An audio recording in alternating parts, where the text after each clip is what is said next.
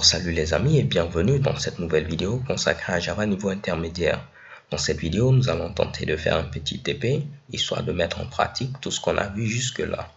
Donc ce que je vais vous demander, c'est de regarder ce code-là. Je vais le mettre au niveau de la description de la vidéo, tenter de le comprendre et également voir ce qui ne va pas, afin de pouvoir le modifier en conséquence.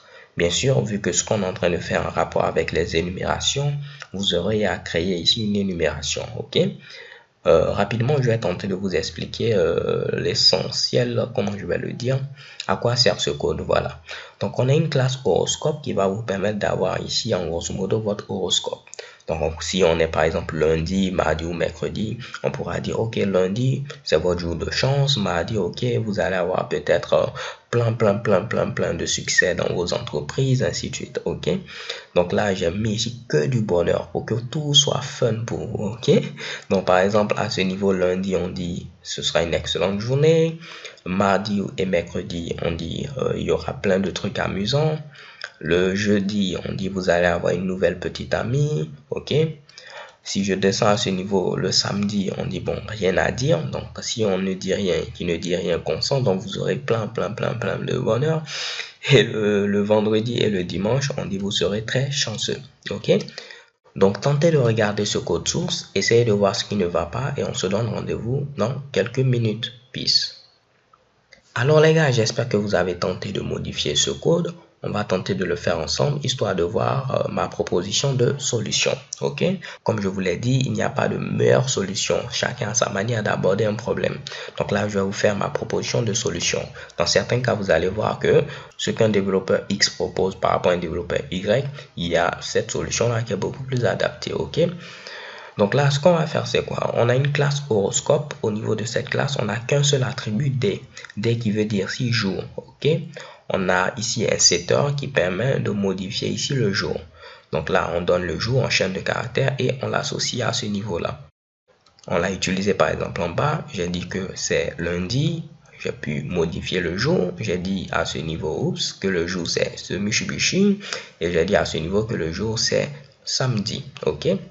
Après, en fonction du jour, si vous appelez la méthode getInfo, elle va regarder le jour. Et si on est lundi, elle va dire excellente journée. Si on est mardi ou mercredi, elle va dire autre chose et ainsi de suite. Ok? Pourquoi pas juste pour le fun, je vais rajouter à ce niveau un petit default. Ou bien je vais même l'enlever. Pas grave, vous pourrez l'ajouter si vous le souhaitez. Donc si je descends maintenant ici, on crée une nouvelle instance de la classe horoscope. Et comme je vous l'ai dit, on modifie le jour et après on essaie d'avoir les informations de l'horoscope en question. Donc si je lance ici, vous voyez à ce niveau, si on est lundi, qu'est-ce qu'il faut faire lundi? Il faut afficher Great Day. Donc il affiche ici Great Day, ok. Si par exemple maintenant on est quel jour, donc ça c'est du charabia, il ne va rien faire puisque on va venir vérifier est-ce que c'est lundi, non, est-ce que c'est mardi, non, et ainsi de suite. Donc il n'y a pas de default, donc on n'affiche rien. Maintenant, si c'est le samedi, qu'est-ce qu'il faut afficher le samedi? Il faut afficher nothing to say, raison pour laquelle il affiche nothing to say, ok?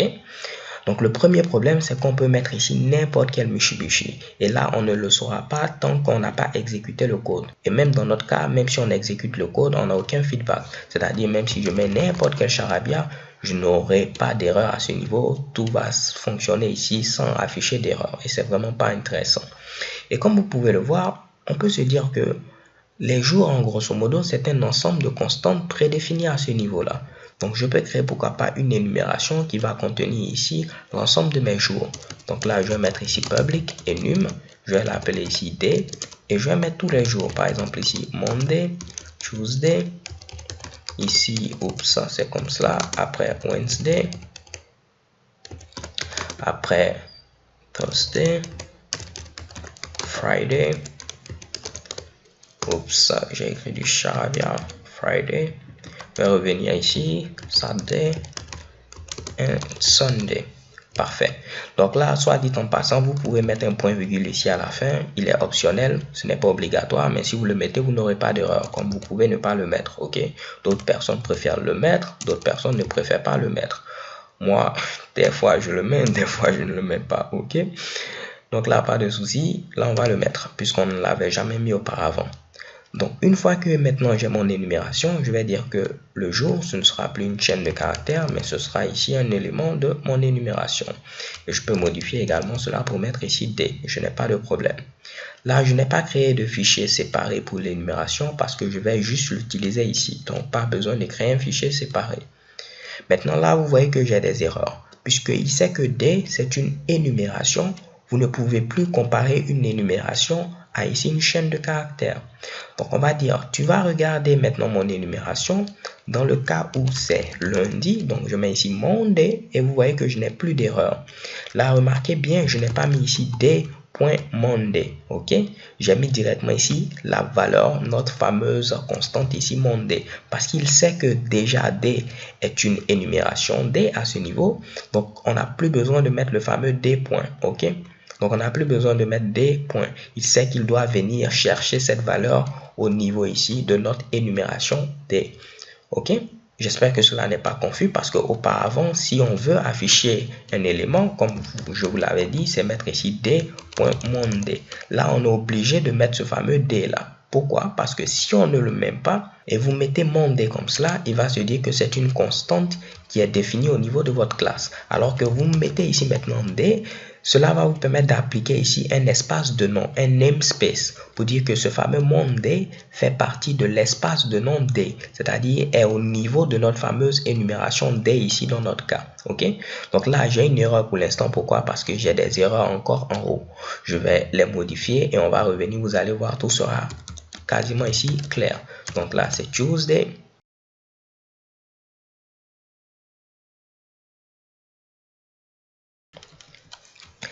Ce qui veut dire que maintenant, si je viens ici, par exemple, si je mets un petit 6 out, je peux mettre ici D.Monday et vous verrez que je n'ai pas de problème. Et chez Kebam, cela fonctionne. Mais si je ne mettais pas le D. Il ne saura pas où est-ce qu'il doit aller chercher le Monday. Mais en mettant ici D, il sait qu'il doit aller chercher au niveau de l'énumération.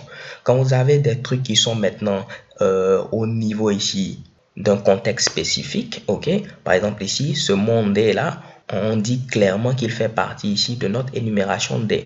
Donc en grosso modo, on a créé un espace. En termes de programmation, on parle d'espace de nom, mais vous avez en anglais, on dit aussi namespace. Vous avez créé un espace de nom, ce qui va vous permettre de pouvoir avoir quelque chose de mieux structuré. Donc j'enlève ce Mitsubishi vu que dans notre cas, il ne sert à rien. Automatiquement, vous voyez que j'ai des erreurs. Ici, Monday, on me dit, tu ne peux pas mettre Monday parce que ici, ce que tu dois donner, c'est un élément ici de l'énumération D, au niveau de 7D à ce niveau-là. Alors que Monday que tu as donné ici, c'est une chaîne de caractères. Donc là, je n'aurai qu'à mettre ici D.Monday et je n'ai plus de problème. Là, vous voyez que je ne peux plus mettre n'importe quel Mitsubishi. Donc ici, par exemple, je vais mettre ici D.Friday et là, ce sera ici D.Saturday. OK? Parfait. Donc, en créant ici notre fameuse énumération, on a une vérification qui est faite bien avant même qu'on lance l'exécution de notre code. Et on ne peut pas mettre n'importe quel Mitsubishi. Donc, pour le lundi, on met Great Day. Pour le vendredi, on met ici vous serez chanceux. Et pour le samedi, on met ici rien à dire. OK? Donc, les gars, à chaque fois que vous voyez que vous avez un ensemble de constantes prédéfinies, pensez à créer ici une énumération.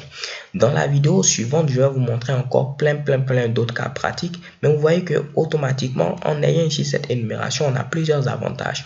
On a une vérification qui est faite à ce niveau-là. Donc, on est sûr que ce qui est donné en paramètre sera ici un jour, pas n'importe quel charabia. Ensuite, on a un espace de nom qui est créé, ce qui nous permet d'avoir quelque chose de mieux structuré. Et ensuite, notre code est clair, lisible. Et à ce niveau, vous avez vu, on peut même faire un petit switch au niveau ici de notre énumération et mettre les différentes constantes ici à ce niveau-là sans problème. OK?